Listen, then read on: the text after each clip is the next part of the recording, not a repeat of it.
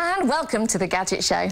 And over the next hour, we can promise you all of this. Go, let's go! Fellas, so messy.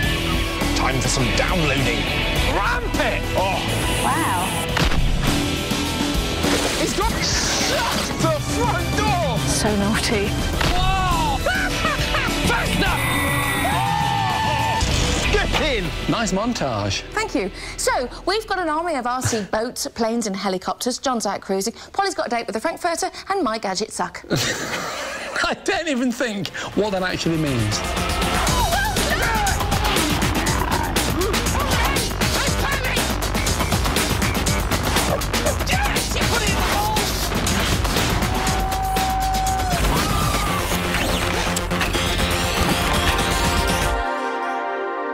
Great lineup on tonight's show. Yes, guess what we are testing endless units of?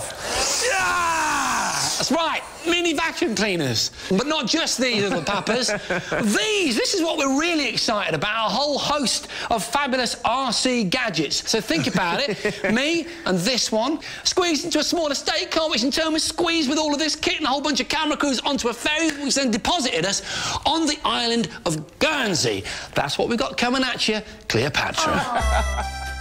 Situated just 30 miles from the coast of France, it's safe to say that Guernsey's a pretty relaxed sort of place. Not that we'd be doing much relaxing, of course. We are here for a challenge over land, sea and air. I can't wait. We're talking about RC technology. That's cars, helis and boats. Yeah. First up on our radio control challenge was cars. Me versus Jason. One car each, against the clock, one winner. Look at the slope on that. God, look at the state of that hill climb, man. I'm thinking that there's only a certain class of car that's not going to be eaten up and spat out by that. Yeah. Fortunately for us, though, we'd been provided with some of the toughest RC cars out there. And crucially, someone to show us how to use them. Pete Gray, one of the UK's top RC car experts. This is insane. This will break an average car. This is the toughest thing I've seen RC ever be put up against. Isn't it? What was that? This is the toughest thing I've seen RC ever be put up against. Isn't it? So, one of Britain's top RC experts reckoned this was the toughest course he'd ever seen. Would the cars even cope? Only one way to find out. Time to get testing. We each had to choose which car we wanted to race. We'd need speed, power and stability as well as a bit of luck, just to get us round this gnarliest of gnarly courses. Woo! One car I'd been keen to try was the Trophy Truggy Flux. I reckoned its sturdy wheelbase might suit the tough course well, and boy, was it a tough course. That is such an aggressive hill. Just come and see. See, the cameraman can't even get up with me hand. Given the conditions, I needed a car I could rely on. Unfortunately, the Truggy just didn't have the control I wanted, so I went to Pete for some advice. Try the Traxxas E-Revo. Yeah. It's a little bit faster, so you're going to have to be a bit more careful with the throttle. OK. But I think it'll handle the bumps and the rough stuff a bit better. That sounds ideal. Thanks, man. As for me, I was getting on well with the Thunder Tiger. Its chunky wheels and shocks soaked up the bumps, no problem. Could I control it well enough, though? That was a backflip. That was a backflip. Get in! Meanwhile, I was falling in love. Holy cow! The Traxxas E-Revo VXL was like nothing I'd ever driven before. Oh, my Lord, look at the brakes. Capable of about 70 miles an hour, its low centre of gravity also meant it would be stable. Well, mostly. Flat tyre! Whilst Jason was having problems, I was moving on to another car, the Baja 5. It was a monster, with a 26cc petrol engine that simply oozed power. And as for its engine roar... Shut the front door! The only problem, there was no reverse, so I'd have to ensure I stayed on the straight and narrow. Nevertheless, I knew it was the car for me. I, too, had made a decision, and having fitted a whole new set of specialist off-road wheels, I'd settled on the Traxxas. This is a serious piece of kit. So it was the four-wheel drive power of the small but deadly Traxxas versus the brute force of my petrol Baja. With tight bends, fast straights and a steep final section, the course would test both cars to the absolute limit. Do you ramp it over that jump there, that little lip there? Yeah. Or do you do it nice and slow? If the race is on, you've got to ramp it. Keen to put down a marker, I'd opted to go first. 3, 2, 1, go, Jace, go! I got off to a solid start and managed the first hairpin no problem. But things soon took a turn for the worse as I entered a blind spot. Oversteering, I lost control. Oh, this is brilliant. He's upended the car. This was going badly wrong. With no line of sight and my car not responding, I had no choice but to rush over and sort things out myself. This wasn't quite how I'd imagined things going, but at least I was entering the fast part of the course. Go on, my beauty, fly! I had to make up for lost time, so I revved the Traxxas for all it was worth. This is the quick section now. I took the about turn well and decided to really crank the speed up as I targeted the finish.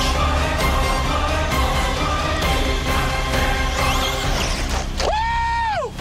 My final time was 1 minute 50 seconds. It could have been quicker, but hey, what are you going to do? Jason's early mishap had given me a great opportunity to win. Could I take it, though? 3, 2, 1, go!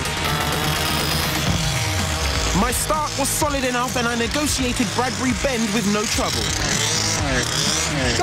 With that out of the way, all I had to do was let the Baja do her thing as I sent her racing down the hill.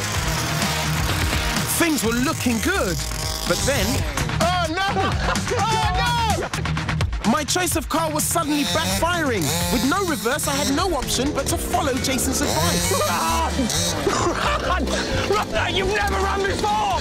Run like this! Ah!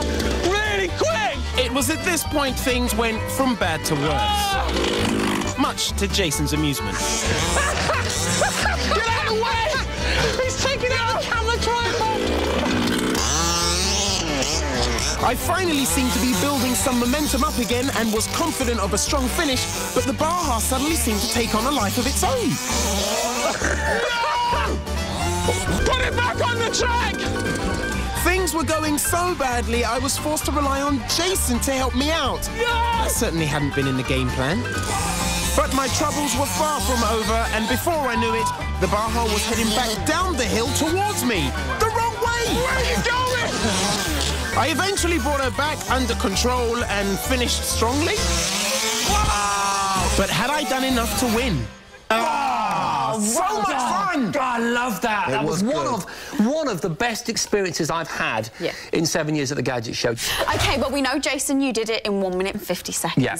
So, Otis, are you ready for this? Oh, please. I know I didn't quite get 150. I just need to know how close or far away I was. OK, you completed the course in 3 minutes and 10 seconds. Oh, man, really? Considering that you ran half the course, that's not bad.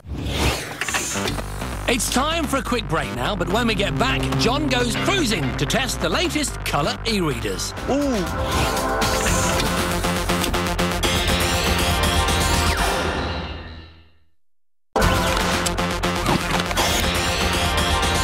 Welcome back. Now, I want to talk to you about e-readers. They're a gadget that's recently been enjoying a huge boom in popularity. Indeed, you wouldn't be laughed at to suggest that one day e-paper might replace real paper. Let's face it, it's just so much more functional than the real thing. And it gets better. E-readers have now gone colour. A fair few colour e-readers have recently appeared on the market, so I felt obliged to get in there, do a bit of hands-on testing and find out whether any of them are actually any good. E-readers like the Kindle have revolutionised the literature market. Amazon now sell more digital books than paper ones. And with their ability to download and store thousands of books, magazines and newspapers, it's not hard to see the attraction. Plus, the screens are amazing. They typically use e-ink. It's easily read in bright light and sucks very little power. The only problem is that for now, e-ink screens only come in black and white. If you want a colour e-reader, you need to buy one with an LCD display. But is this a step forward or a step back? Well, what better way to find out than to take a relaxing cruise on the Norwegian epic down the scenic west coast of Italy with 3 of the latest colour e-readers. the O-Axis Android e-reader, the S16e02 electronic book, and the Archos 70B colour e-reader.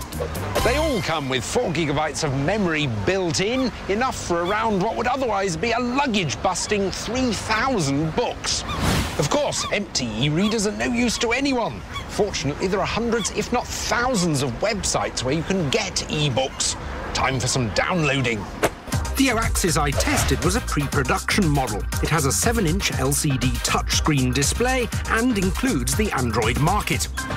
And crucially, it's also Wi-Fi enabled, so I can log on to the ship's Wi-Fi network, and within minutes, I can choose and download my e-book. Easy. Next up, the LNX. Like the Gadget Show, it hails from Birmingham. Unfortunately, it hasn't got a touchscreen, and there's another disadvantage. The LNX doesn't have Wi-Fi, so the only way to get your books onto it is to wheel out your computer and hook the device up via the USB cable or transfer books across using the micro SD card slot. So it's a major problem if you want to download something while you're at sea. My third e-reader, the Archos, comes from a company that pioneered handheld media devices.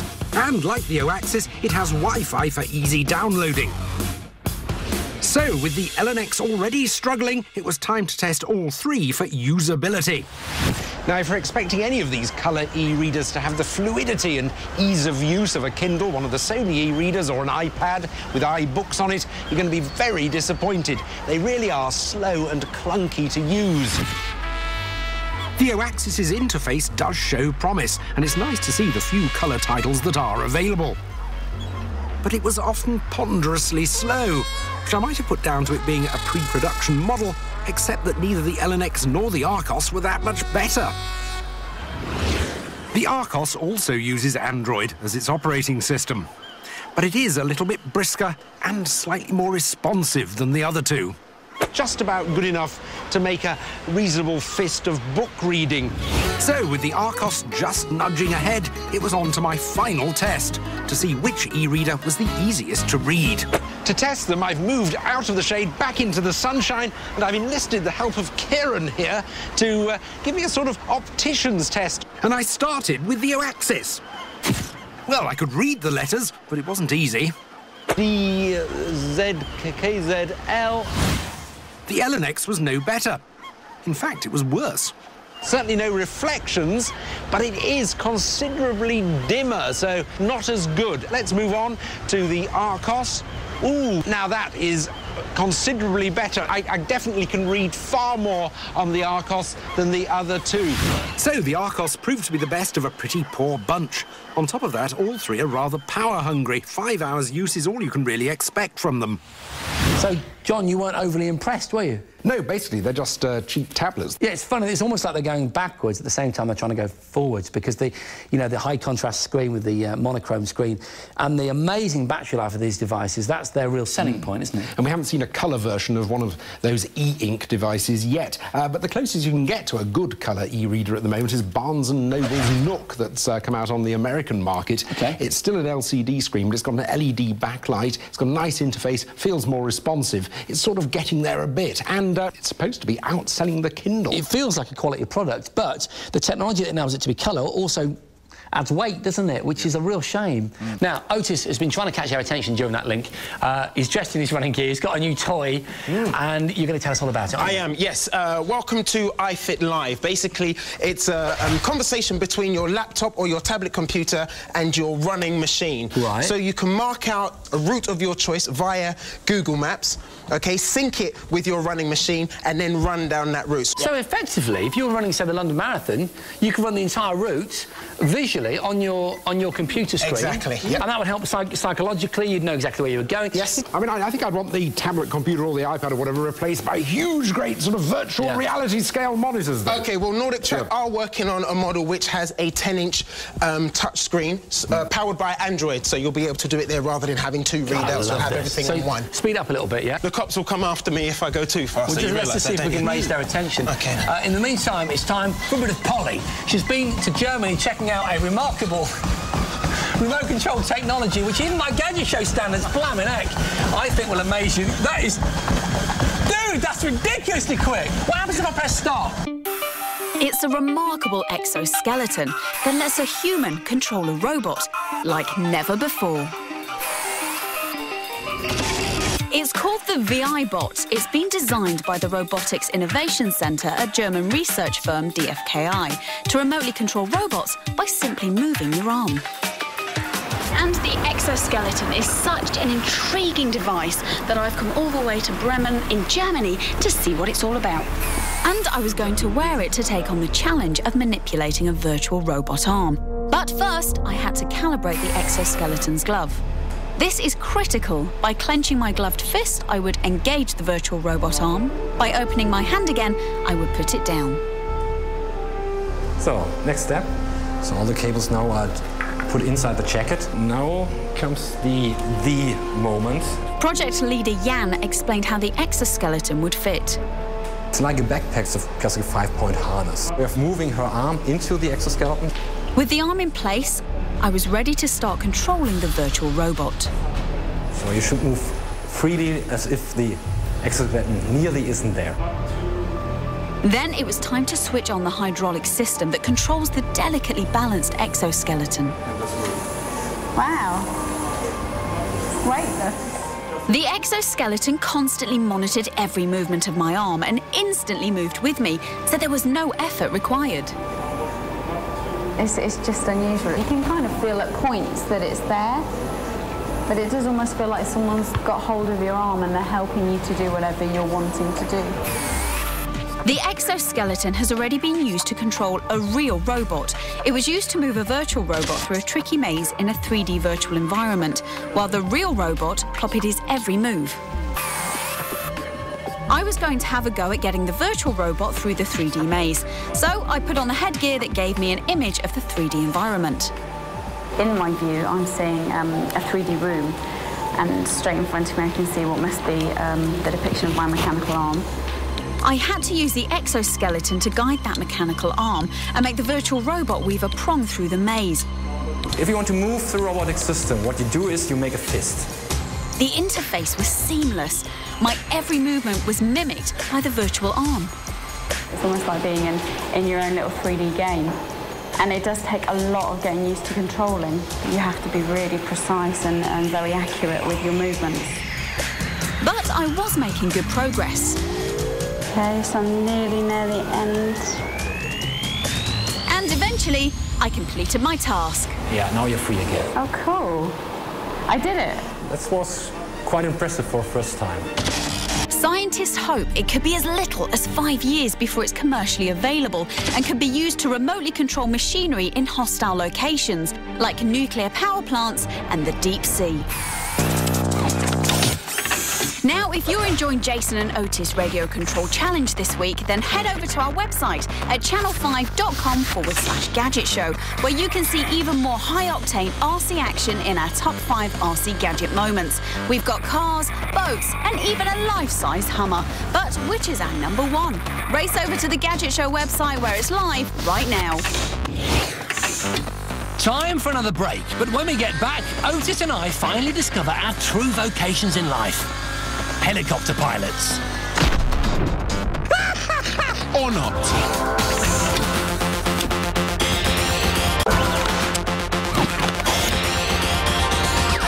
Welcome back. Now, this week's challenge is all about this stuff. RC models like this gnarly beast here. Yes. Our challenge was to race them. So we packed the best RC vehicles available into at least 4 vans. 4 vans. And we were transported from the Gadget Show's hometown in Birmingham down to the Channel Islands, Guernsey, to be precise. Look at it, glistening there. Our first port of call was around about here, where we found the most exquisite radio control test track you could possibly imagine. Yeah. There, we unloaded all the cars, we had a race. Yeah, and I think I won that. Yeah, you won that one. All right, then we packed the cars back into the vans, but not before we unpacked the helis. With Jason 1-0 up, it was vital I won round 2. As we arrived, he was doing nothing for my confidence. You know, this is legendary stuff amongst RC enthusiasts. Helis are the most difficult thing because, unlike being in a real helicopter, when you fly this little toy away and it turns around and comes back at you, everything's opposite. Everything's reversed. Yeah. Fortunately, help was at hand in the form of the Gadget Show's engineer extraordinaire, Grant Cooper. Over the years, Grant's helped us build all manner of amazing things. Wow! From power tool racers to kung fu robots. He also happens to be one of the UK's top RC heli pilots. Oh, check it out! Woo! Woo, woo, woo, woo! That's great stuff, man. That was amazing. I mean, what are the basic skills that we need? Because we're both complete novices when it comes to helicopters, no experience at all. It's a bit like playing a drum kit, trying to use your hands with one rhythm and your feet something completely different. Yeah. Okay. You've got the main controls for the head of the helicopter, so that tilts your helicopter forwards, back, left and right. Then you've got the rudder on the left side. That actually moves your helicopter, changes the direction. So, that all sounded easy enough. Sort of. We've been supplied with an impressive array of choppers to test fly. We'd have to then select one for our Battle of the Air individual time trial. There are two basic types of radio-controlled heli. Those with counter-rotating blades offer greater stability, although come with less directional control, whereas double rotor blade choppers, although harder to fly, ultimately offer more speed and manoeuvrability. Let's do it, baby. Let's see what we got. For my maiden flight, I was going to try the Vapor CX counter-rotational. Wow, look at this thing, man. Woo! See, it's very stable in the hover, but actually going anywhere directionally with it is really difficult. If I want to move to the right, look, it doesn't really want to go anywhere. So, Jason had dismissed the Vapor, and now it was my turn to take to the skies, and I, too, had picked out a counter-rotational model. So this here is the Eurocopter. Now, I'm told this should be a relatively easy one to get to grips with, so, here goes. This chopper is supposed to be really easy to fly and very reliable. You can even set a throttle limit which controls exactly how high and far you want it to go. All went well at first, and I was feeling confident until a slightly unscheduled landing. Oh, and there's the landing. The damage seemed minimal, though. She'd only lost a skid, so I sent her up again. As my feel for her improved, so too did my confidence, and I sent her soaring. But then... Wow! Whoa! Obviously, my landing must have caused more structural damage than I'd realised. Back to the drawing board. Meanwhile, I'd decided to go up a level. The double-rotor neon blaze should offer greater speed and manoeuvrability, and thanks to the finely tuned components, you should get very direct and precise control, if you know what you're doing. Worryingly for us both, Jason's crash started an unfortunate trend, and we realised that flying radio-controlled helis is much harder than either of us had ever imagined. This one, the Thunder Tiger Innovator Expert, that little bit at the end worries me a little bit, is the most sophisticated of the helicopters that we've got here today. The Thunder Tiger boasts superlative mechanics, speed control and gyro. It should be an absolute dream to fly. No. Has anyone got any glue? No. My last heli, the Spin 380, seemingly ignored me altogether and took its adjustable gyro straight out to sea.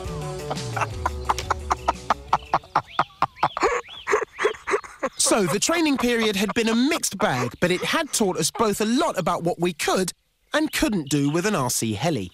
Right, let's do this race, man, before we destroy any more. In truth, most of the crashes were down to our own inexperience, rather than the chopper's performance. But never mind that, it was time to choose our weapons. In the end, I decided on the Vapor. It had, after all, been the most stable in testing.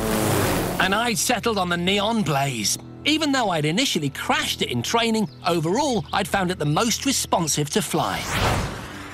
To win the race, we'd have to complete 2 figure-of-8s around the flags as quickly as possible. With the wind picking up, we'd both have to be on top of our games. Yeah, good luck, mate. Thanks, man. All right. After a solid takeoff, I steadied the Blaze and focused on the first flag. Steering carefully into the wind, I brought her round before dropping the nose and setting my sights on the next flag. Woo! Go on, baby! It was going well, and I was confident of recording a good time. But then, out of nowhere, I lost control.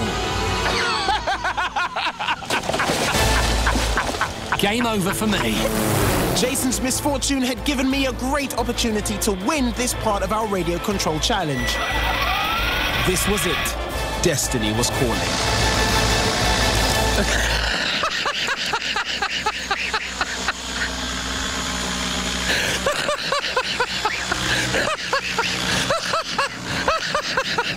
That was awesome. No. You crashed every single helicopter. Pretty much. Yeah, but all in the aid of scientific testing. Oh, yeah, You were definitely. dreadful. No points. No, hang on a minute. No points? No. A little bit harsh. No, you didn't even get it off the ground. You could have half a point. Half a point? Thank you. Yes. But you both were terrible. You sucked. Yeah. Why don't you give it a try? Yeah. There's the controller, OK? All right, this little one's set up for flying indoors. It's quite straightforward. Give it a bit of throttle. OK. That's it, yeah, go for it. Nice, Okay, yeah. nice work. Side wind, side wind. No, it's moving nicely. Oh, look what you... Nice. What a shame, little puff of wind. Look, you couldn't handle it. Couldn't handle it, see? Got to take into account random weather factors. Absolutely. Right, putting that behind us, it is now time for this week's big is that? Gadget Show competition. Start getting tingly and excited. Yeah, and if you were watching last week, you'll know that we've given the Gadget Show competition a little tweak. Yeah, and if you weren't watching last week, why? It was a great show. If I were you, I'd get on to Demand 5 as soon as you're able and watch it. Yeah, but not now, because your life might be about to change. You might be about to win so much tech that you just can't believe it. And to find out how much, let's cross over to John, who's in his Gadgetastic House of Tech. Yes, hello, I'm back at the Gadget Show Competition House, a building absolutely jam-packed with 200 items of tech. And as you'll know by now, the number of these amazing goodies that you could win each week depends on our special guest. Their task is to race through the competition house, naming as many of the gadgets as they possibly can in 3.5 minutes. And at the end, we'll stack up all the gadgets they've named into a grand prize fund that you could win.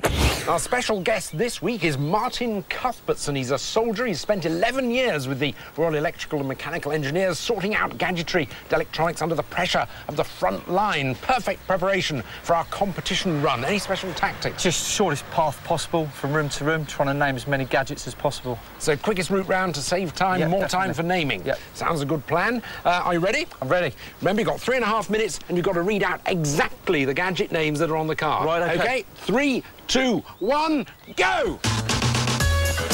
Nintendo Wii Fit Plus, Xbox 360, Xbox Connect, PS3 Slim, 12 video games, PlayStation Move, PlayStation Vita... As soon as possible after launch. Nintendo 3DS, Apple TV, Sony 5.1 sound system, 16 Blu-rays, D-Link Box E Box, Years Skyworld 3D HD, 3D Ready Blu-ray player, Kodak Pulse photo frame, high-end gaming PC, X-Rocker gaming chair, Monster cable bundle, Blaze Sega consoles. Bit of time being lost there, I think. Come on, come on. Kango jumps, Pro Force fin, Atomic Aquatic split fin, Rip Curl flash bomb, One Cloud Surfer trainers, Berghaus walking boots, AQ wireless speakers, pop-up tent, Van Gogh inflatable tent, Celestron telescope, Pro Q barbecue, Suntime hammock, Muck Off cleaning products, Aladdin flask, top 5 pocket tools, Garmin sports watch, Hydro Coach water bottle, Powerade workshop, top 5 scooters. 1 minute gone. Create Track Fixie Bike, Nordic Track treadmill, iFit Live software, Easy Glider, Metzol folding bike, Marion mountain bike, halfway folding bike. Bit of time being lost there. Dyson Blade fan, Russell Hobb toaster, Philips juicer, 19-inch LCD television, Morphine Richards steamer, Krups coffee machine, Cuisine Arts soup maker, Panasonic bread maker, Tefal ActiFry, Dyson ball, Vax air cylinder cleaner, Kindle e-reader, Slingbox Pro, Pure DAB radio, Huawei portable speakers, Bose headphones, Uniross Easy Charger, Arcos internet tablets, ACS T1 custom earphones, Logitech speaker system, Dyson DC34 Animal, Sennheiser MM550 headset. I've seen quicker. 2 minutes gone. Rip Rider 360, Duracell Daylight 3 torch, interactive cuddly toy, iPod Nano, USB microscope, top 5 toys, water bomb launcher, air blaster dart gun, air Zuka, cyclone blaster, Maestro RC car, big track tank, top 5 solar gadgets, and Mini Cooper RC car, electric shock pen, Chapman Air Hogs Vetron Wave, Aerobee flying ring, Flytech hover pad, wrist walkie-talkies and Rubik's slide. iPod, iDuck speakers, Oral-B Triumph toothbrush, Polaroid 300 camera, Panasonic TZ20 camera, Sony 3D HD camcorder, Gillette Fusion razor, top 5 water pistols, Berghaus 25 day sack, Kodak Play Sport, Miru 3D webcam, Lumo Spinner 360 camera, Rexel paper shredder, Q3 HD video recorder. 30 seconds left. Atari's Wise connector, MacBook Pro laptop, multi-touch mouse, Western Digital hard drive, Phoenix Titan Fire Safe, Samsung netbook, Nikon DSLR camera, HP Envy printer, Venice security case, Tech Air gadget bag, Pre-Tech memory stick, a GorillaPod D-Link router, Windows 7, years 1 plan from 3, iPhone 5, Immoral 4, video, iGear, hit film editing and VXX. So Martin named 166 gadgets in his run around the house, but somehow failed to see the whopping 51-inch 3D TV in the lounge. So, because our producer is just a big old softie, we've decided to add that to the total prize fund, which means we are giving away an astonishing 26 grand's worth of prizes, including a collection of Gadget Show merchandise and all 10 items from the new Gadget Show gift range as soon as they're available. To be in with a chance of winning everything, you'll need to know the answer to this question. Guernsey is in which group of islands? Is it A, the Radio Islands, B, TV Islands, or C, Channel Islands? To enter, call 0904 1616555 or text A, B or C to 63555. Or send your answer, name and contact telephone number to Gadget Show, 1602 PO Box 7557 Derby, DE10NP. Calls cost £1.53 for a BT landline. Calls from other networks may vary and from mobiles will cost considerably more. Text costs £1.50 plus one message at standard network rate. Lines close at midday on Friday the 2nd of September and 3 days later for postal entries. For rules, go to channel5.com/win. And of course, we'll repeat the question again at the end of the show. Right, now it's time for a top 5, and I'm talking mini vacuum cleaners. Yeah, I know what you're thinking. Not exactly glamorous, is it? But trust me, if you get one of these babies that works really well, you'll never know how you lived without it. Mini-vacs pack some real power, but if I was going to test them properly, I'd need to give them a man-sized challenge. And with that in mind, I've come to this truck depot to clean up after some very mucky truckers. Fellas? Truckers can spend days at a time travelling in their cabs, so what better than a mini vacuum to keep them in mint condition? So, fellas, the idea of these is that they're light, very easy to use, and small enough to get into all those nooks and crannies, Alan. Good. Right? Grab your weapons of choice, we're going inside. Our first test was usability. Any awkward, cumbersome vacuums would be the first to go. So we got to grips with them around the depot, from stairs to stains and spillages. Callum, so messy. Sucking up anything in our path. This has a motor that's supposed to spin 5 times faster than the Formula 1 engine. Pretty good. Do you know what? I thought we might have been better off using a cloth. That one's not going through. After a good hour on our hands and knees, we'd whittled it down to 10. Now, unusually for the Gadget Show, in this round, the ones that suck the most are going through to our top 5. So the boys have prepared this special little runway to see which of the vacuum cleaners will be best at sucking my cheesy balls. The task was simple. The runway had a tape measure running down the side. Our truckers started the vacuum at one end. Balls loaded, suction ready, and gradually moved the cheesy ball closer to it. As soon as the ball started to roll on its own accord, we recorded the distance and placed it on a leaderboard, with the biggest distances showing the most powerful suction. Try up your Dyson Animal. Easy! I must admit, I can't feel very much suction coming under there. And with the top 5 suckers decided, it was time to move on to the final test, cleaning ability. I'd sprinkled all kinds of nasty bits and pieces inside the trucks. So naughty. And gave the boys 6 minutes. Go! To get them spick and span. But while some were blitzing through the mess... 3 minutes gone! Others were taking their time to tackle the dirt. 6 vacuuming. And armed with a UV light, I was able to analyse any remaining dirt that couldn't be seen with the naked eye to rank our top 5. At 5, it's the Hoover Jovis. This lightweight and compact vac was great for getting rid of spillages and smaller items. That is very good. At 4, it's the Vax Live handheld.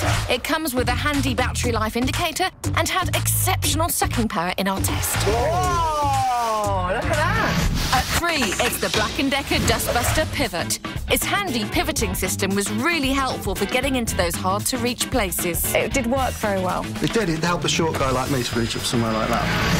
At 2, it's the Dyson DC35. This compact and lightweight vacuum performed well in every test and comes with a handy long-reach attachment. Fantastic. It's not heavy, though, is it? It's not heavy at all. And at 1, it's the Dyson Animal DC34, finishing our final test in under 3 minutes. It quite simply swept the floor with the opposition. Oh, listen to the power.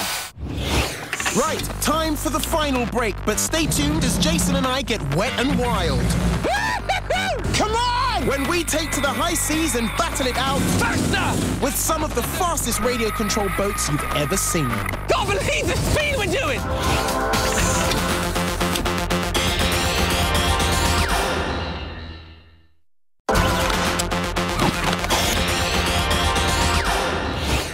Welcome back. You join us for the last few minutes of what has been a splendid show, so hopefully the last few minutes will be highly enjoyable. Oh, man, I'm absolutely positive they will. What we need is a stupendous race using incredible technology, and that's, quite frankly, that's what we've got for you. Yeah.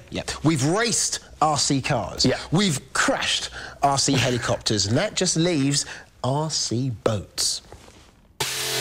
It won't surprise you to learn that our radio-controlled boat race wasn't going to be a nice little pootle along a boating lake. Oh, no. For this challenge, we were going to be taken to the middle of the English Channel to race our boats to Herm, a tranquil island a few miles off the coast of Guernsey. Herm itself might be peaceful and still, but the sea over to it isn't, and we'd have to contend with breaking waves and wakes from all the other boats using the waters. It was going to be epic. First up, though, we'd have to choose which boats we'd race, and, again, we'd been supplied with a great selection. There was just one problem. Most RC boats aren't designed for the open seas. The waves are far from helpful. Do it, man. Things started promisingly, though. The Pike was a lightweight, nippy little vessel, and on a flat lake, she'd have been great fun. I had concerns about her on the sea, though. She was just too small. Meanwhile, I was enjoying the Formula Nitro hydroplane, a fiberglass-hulled TWOP scale version of a real-life championship-winning boat. Never mind that, Otis. Check this out. This is the Traxxas Spartan.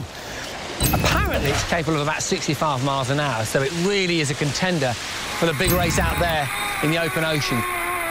OK, that's quick. That is very quick. Powered by LiPo batteries and with an innovative water cooling system, this thing flew. I loved it. But there was a problem.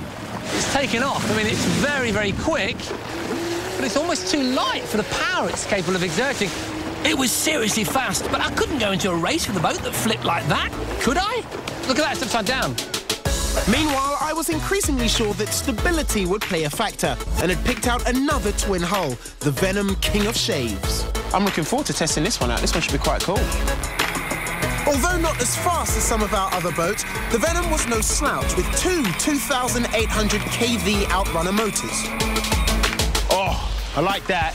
Her stability, however, was second to none. There's hardly any air in between it and the water at all. Decision made. That's the King of Shaves, baby. With Venom power. I'd really fallen for the Spartan, but the front of the boat kept rising up, and so, in the hope that it might add stability, I experimented by adding more weight to the hull. I liked what I was seeing. That thing is fast, man. Look at it go, look at it. Satisfied that my modifications had done the trick, I'd made my decision. Wow, really impressive. It was time to race. We'd both been provided with a rib from which we'd control our RC boats. Before long, we'd reached the start, about 1.5 miles from Herm. The winner would be the first one to get his boat into the harbour, which seemed a very long way off. It was the stability of Otis's Venom against the speed of my Spartan. Are you ready, baby? 3, 2,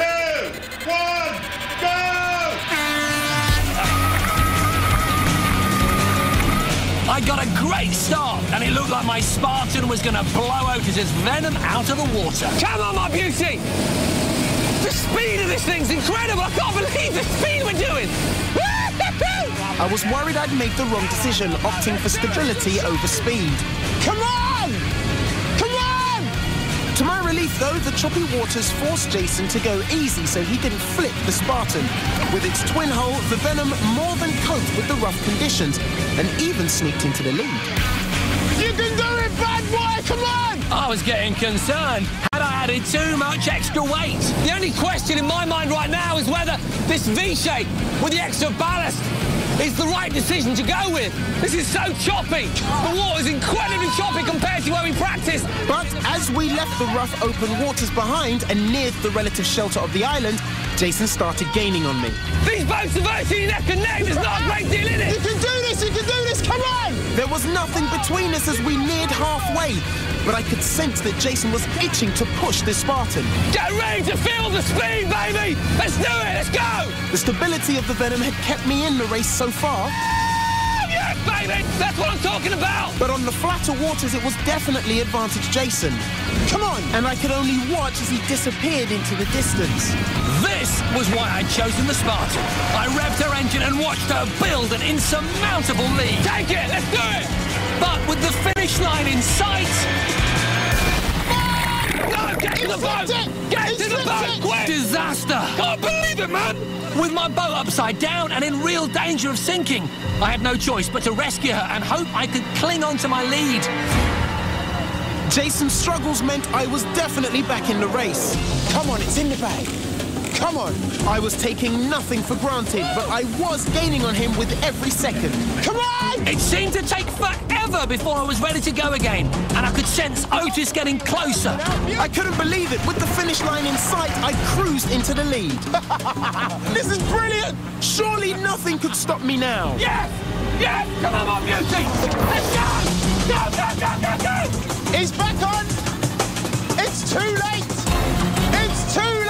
There was nothing I could do but watch Otis take the win.